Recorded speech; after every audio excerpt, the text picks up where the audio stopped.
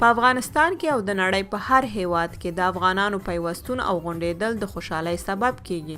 سږکال یو ځل بیا د تیرو په څیر د جنوبي کالیفورنیا افغانان د سانډیاګو په ښار کې د پسرلنۍ میلې لپاره له مختلفو ښارونو څخه راټول شوي وو.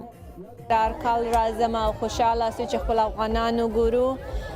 موږ دلته چې راځو ګورو چې افغانان د هر ښار نه راځي چې دلته یو ځای شي میله وکړي. ډېر خوشحاله سو چې دلته واوسو. ټول دوستان راغلي دي دلته، ښه ښایسته ډوډۍ دي، کالي دي د افغانانو لپاره، موږ ورته وایو جولریز دي انګلیسي کې وایو، او ښه هنرمندان دي که راغلي، او بس ټول فامیلي سره راغلي یاستو، ښه ساعت تېروو، بس خوشحاله استو. خپل فامیل سره خپل اولادو سره زه ډېره خوشحاله یم. خپل افغانانو خپل خپلوان دلته وینم، نو زه داسې احساس نه کوم چې زه دلته مسافره یم.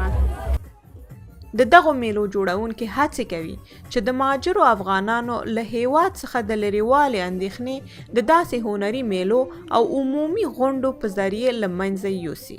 ولا همیشه نه څوک خو ځان د بل وخت کې رښتیا نه په کور کې لکه بندیان غوندې په ناست یو، نو زاړه خلک یو چې خو نشي کولی د لاس نه، بس څوک هم خوښوي نه، خو د سیپلي خلک یو، بس ګرځو راګرځو. همدا موږ ته میله ډېر یو شی دی.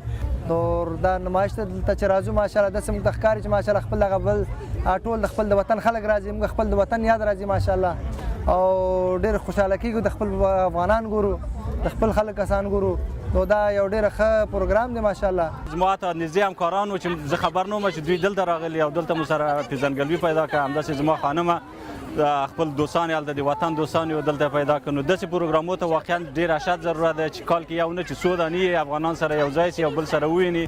نو وطن نه لري، همدغه زموږ لکه زه اوس داسې احساس کوم لکه کابل کې چې یم همدا اوس واقعا. په دې پسرلنۍ میلې کې د هیواد نامتو سندرغاړي جواد غازیار خپلو هیوادوالو ته په زړه پورې سندرې وویلې. سږکال یو ډېر ښایسته کال دی او موږ او تاسې باید د دې کال کیفیت او مزه او ثانیه په ثانیه کې باید هر قیل شو.